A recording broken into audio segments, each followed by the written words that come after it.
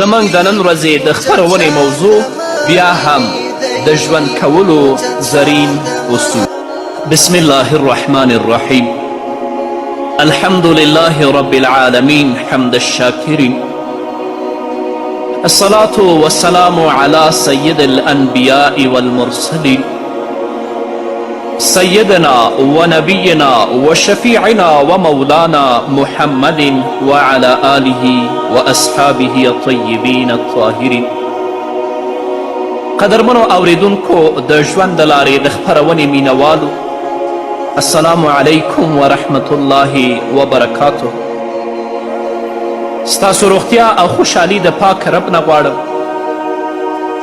په دې هیله چې د صحت او عافیت جامې پر تن ولرئ او خوشحالي مو په برخه وي. دا دی زه محمد یاسین فهیم د ژوند د لارې د خپرونې په وړاندې کولو کې ستاسو په خدمت کې یم. زموږ د نن ورځې د خپرونې موضوع بیا هم د ژوند کولو زرین اصول. درنو اوریدونکو، د ژوند کولو د زرینو اصولو څخه یو اصل دا دی چې خپل اولاد او نورو ماشومانو سره به ښه سلوک او ښه اخلاق کوي. ماشومانو سره د سلوک کولو په برخه کې مختلفې رویې شتون لري. یو کس محفل ته په راننوتو سره له یو کس سره ستړي مشي کوي او هغوی ته لاس ورکوي. د ده بچی هم د ده په پل باندې پلک دی او د پلار په څیر عمل کوي. په محفل کې ډیر خلک وي چې هغوی د کوچني سره په مصافحه یا لاس ورکولو کې غفلت کوي. څوک یوازې د ګوتو څوکې ورکوي او څوک ورته له سره پام نه کوي. خو یو نیم پکې داسې پیدا شي چې کوچني ته په ډیره مینه او جذبه لاس ورکړي او ورته وایي راشه زما بچیه څنګه یې. لاس یې ورته وښوروي، ښکلې کړي، سینې ته یې جوخ کړي. ښکاره خبره ده چې محفل له سړیو ډک دی، خو کوچنی او ماشوم یوازې روستي کس ته په خپل زړه کې ځای ورکوي او خپله مینه همده ته خاص کوي. د بشریت ستر لارښود محمد رسول الله صلی الله علیه وسلم له ماشومانو سره ډیر ښه سلوک کاوه. په هغوی رحم او شفقت کاوه، په ډیره مینه او احترام به له هغو سره مخ کیده. د بخاري حدیث دی. د حضرت انس بن مالک رضی الله تعالی عنه یو کوچنی ورور و. هغه ته نبی کریم صلی الله علیه وسلم ډیر ناز ورکوه او له هغه سره به ډیره مینه کوله. رسول الله صلی الله علیه وسلم به ده ته د ابو عمیر په کنیه سره آواز کوه. دی ابو عمیر سره یوه مرغۍ وه. هغې مرغۍ سره به ابو عمیر لوبې کولې. کله چې دا مرغۍ مړه شوه نو له دې وروسته به چې کله هم محمد رسول الله صلی الله علیه وسلم له ده سره مخ کېده نو په مینه به ویل ابو عمیره هغه نو غیر یعنی ابوالبل څه شو. همدارنګه زینب بنت ام سلمې رضی الله تعالی عنها ته به نبی کریم صلی الله علیه وسلم له مینې څخه داسې غږ کوه یا زوینب یا زوینب. زوینب د زینب اسم مصغر دی، یعنی وړه یا ښکلې زینب. د عربو دا عادت و چې چاته به یې په ډیره مینه غږ کوه نو همدغه صیغه به یې کاروله. زینب د ام سلمې رضی الله تعالی عنها لور وه چې د هغې له لومړي خاوند ابو سلمه رضی الله تعالی عنه څخه پیدا شوې وه چې وروسته بیا د رسول الله صلی الله علیه وسلم په غیږ کې لویه شوه. داسې لور ته په عربي کې ربیبه وایي او زموږ او ستاسو په پښتو کې ورته برکټۍ وایي. نو زینب بنت ام سلمه رضی الله تعالی عنها د محمد رسول الله ربیبه وه چې نبی کریم صلی الله علیه وسلم به د ډیرې مینې نه هغې ته داسې غږ کوه یا زوینب یا زوینب. رسول الله صلی الله علیه وسلم به چې کله د انصاري ماشومانو خواته ورتګ کاوه نو هغوی ته به سلام کوه او بیا به ورته په سرونو لاس راښکه. رسول الله صلی الله علیه وسلم به چې کله له کمې غذا څخه راغی او کوچنیان به ښه راغلاست لپاره مخې ته ورغلل نو محمد رسول الله صلی الله علیه وسلم به له ځان سره په سپرلي باندې کینول. د هشام په خپل سیرت کې لیکي اسلامي لښکر چې کله د موتل شخړې څخه راستون شو نو رسول الله صلی الله علیه وسلم او د مدینې میشت یې د بدرګۍ لپاره مخې ته وروتل. دوی سره د مدینې منورې ماشومان هم مل و او غازیان یې ښه بدرګه کړل. رسول الله صلی الله علیه وسلم چې ماشومان ولیدل نو ویې ویل کوچنیان له ځانونو سره په سپرلیو سپاره کړئ او عبدالله ابن جعفر ما ته راوړئ. عبدالله ابن جعفر محمد رسول الله صلی الله علیه وسلم ته راوړل شو او نبی کریم صلی الله علیه وسلم له ځان سره مخکې په سپرلۍ باندې کینوه. دا دی د ژوندون زرین اصول. که تا داسې سلوک او داسې اخلاق په لومړي سر کې خپل اولاد سره بیا د دې نه وروسته د نورو ماشومانو سره وکړل نو خپل ژوندونه به په خپلې کورنۍ او په خپلې ټولنه کې خوند واخلي. او که داسې اخلاق نه وي داسې سلوک نه وي نو په هغې کورنۍ کې به همدغه ماشومان تاسو ته سور اور بل کړي. د بخاري حدیث دی یوه ورځ محمد رسول الله صلی الله علیه وسلم لمونځ کاوه. یو 15 کلن ماشوم چې نوم محمود بن ربیع و د محمد رسول الله صلی الله علیه وسلم خواته راغی. رسول الله صلی الله علیه وسلم په خوله کې اوبه واچولې او هغه سره د زړه لګولو په خاطر د هغه په مخ واچولې. آیا تا کله خپلو ماشومانو سره داسې کړي؟ یا همیش وهل، ټکول، سپکې سپورې ویل، شکنځلې کول دا د عادت دی په مینه او په ادب او په اخلاق د خپلو ماشومانو سره یا په ښه سلوک د اصلا نه پوهیږي. محمد رسول الله صلی الله علیه وسلم د ډېر ورین تندي او روښانه مخ څښتن و.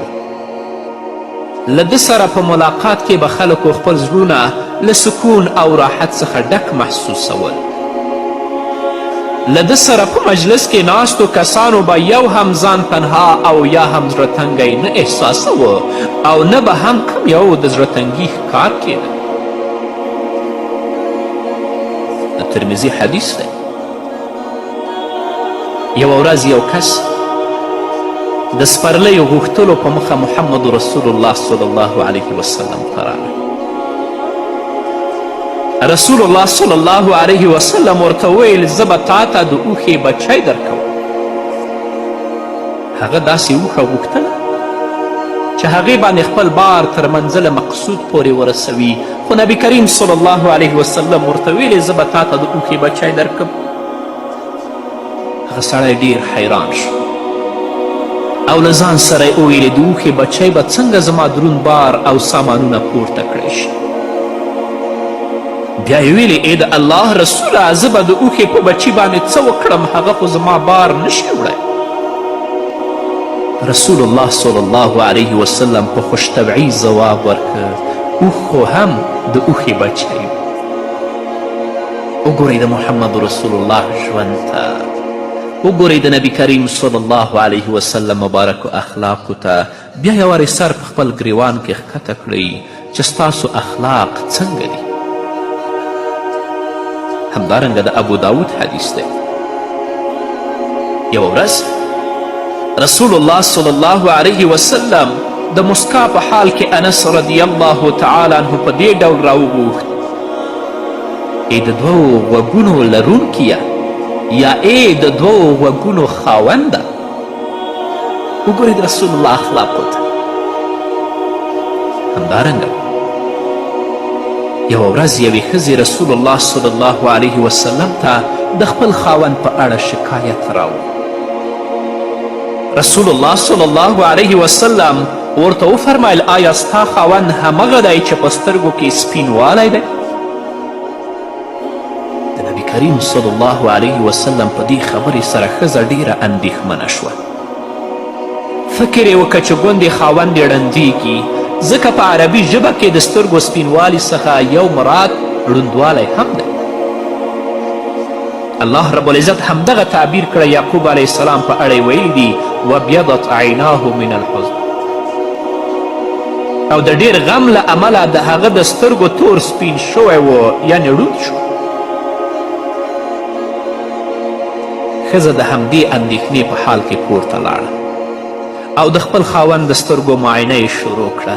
خاوند ترې د لامل پوښتنه وکړه، نو دی ورته وویل محمد رسول الله صلی الله علیه وسلم وویل چې ستا په سترګو کې سپینوالی دی. خاوند یې په ناداني مسکی شو او ویل نادانې، تا ته خو رسول الله صلی الله علیه وسلم دا نه دی ویلي چې د هغه د سترګو سپینوالی په توروالی ډیر دی. د نبی کریم صلی الله علیه وسلم مطلب دا و چې د هر انسان په سترګو کې یو اندازه سپینوالی وي. محمد رسول الله صلی الله علیه وسلم سره به چې چا خوش طبعي کوله نو ده به ورسره ملاتړ کو او ښه مسکا به یې پرې کوله.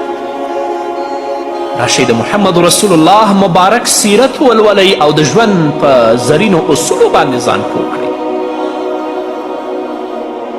څه وخت عمر رضی الله تعالی عنه د محمد رسول الله کوټې ته راغی. په دې ورځ رسول الله صلی الله علیه وسلم له خپلو مبارکو میرمنو څخه په دې خبره ناخوښه و چې هغوی ورته د نفقې د ډیروالي په برخه کې بیا بیا ځلې ټینګار کوه. بیا بیا به یې د نفقې د ډیروالي غوښتنه کوله. د رسول الله صلی الله علیه وسلم د خوښۍ لپاره عمر رضی الله تعالی عنه ویلې ای د الله رسوله لږ زموږ د حال پوښتنه هم وکړه.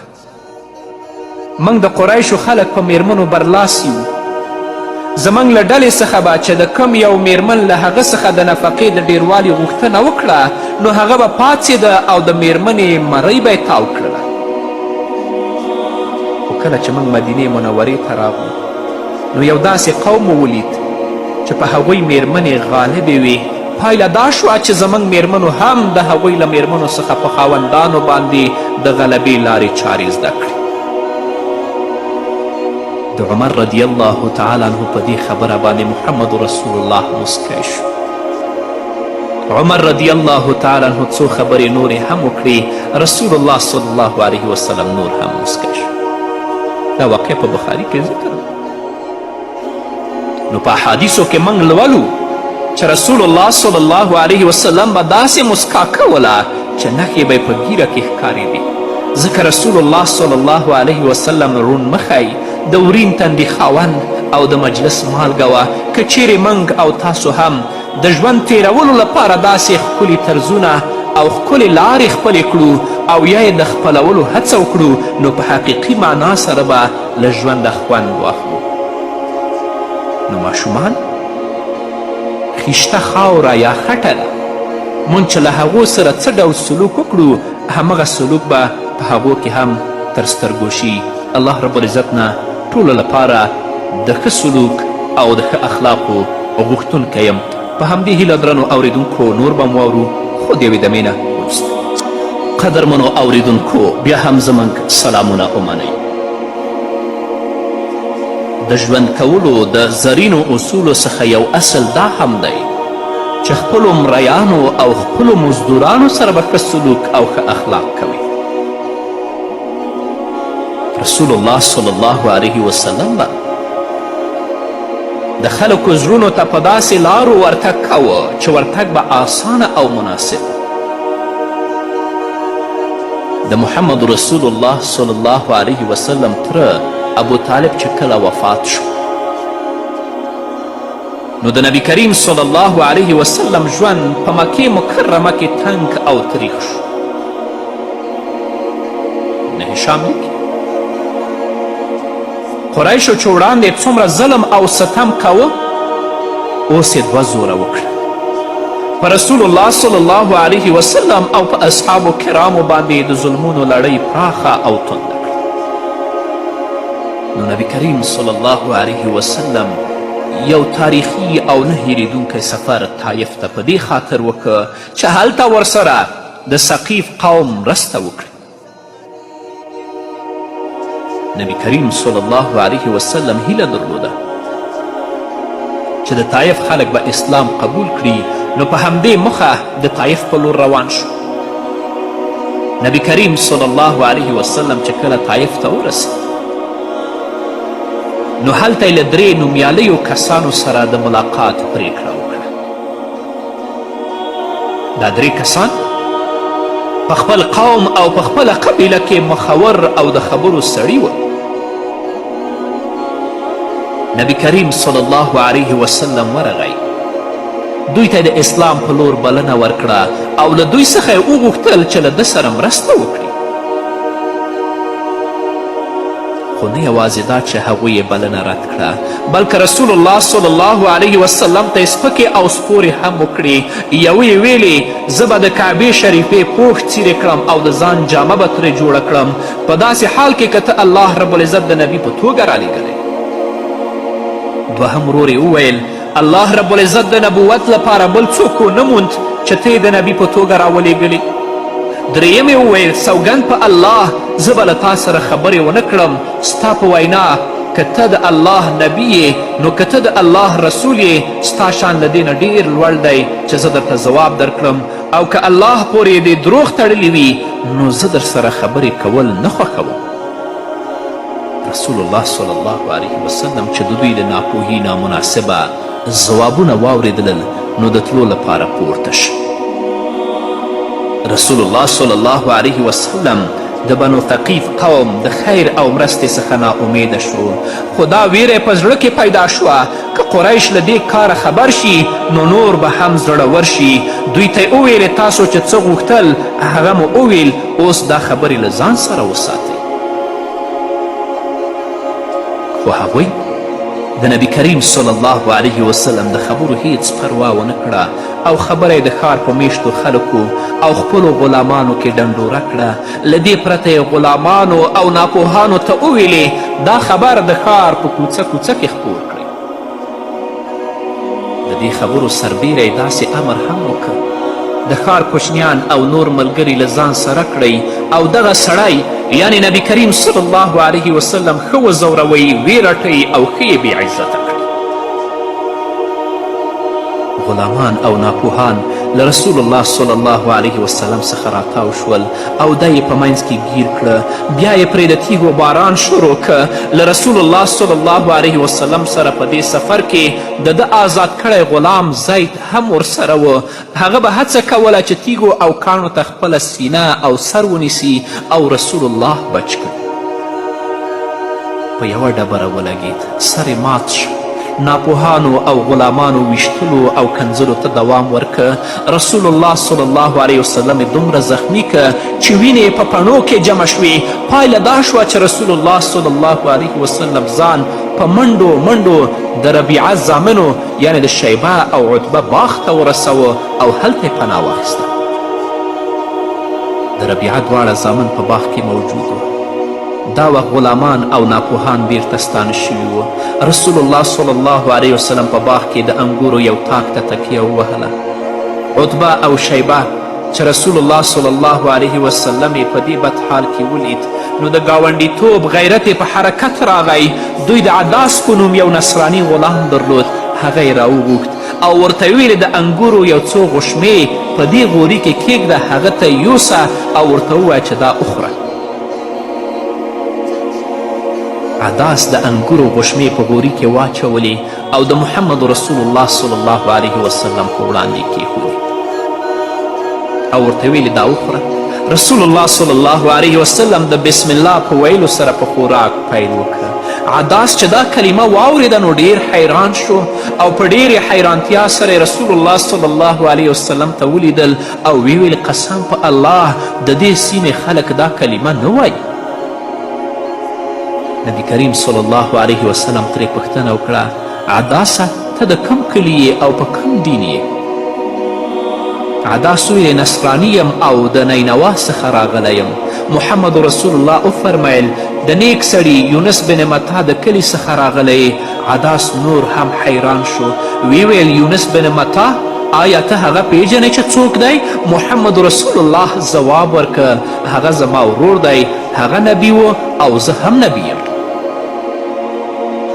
له دې سره عدا سر ټیټ کړ او د محمد رسول الله د پښو او لاسو په ښکلولو یې پیل وکړ.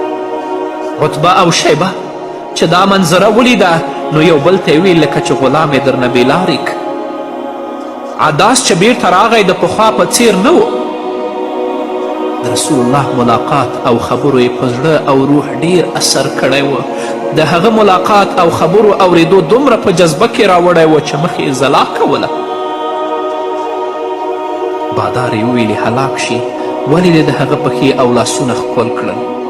عداس سرشاره ځواب ورکه باداره د ځمکې په سر له ده څخه غوره نشته. ما ته یې داسې خبرې وکړې چې پرته له نبي څخه یې بل څوک نشي کولی.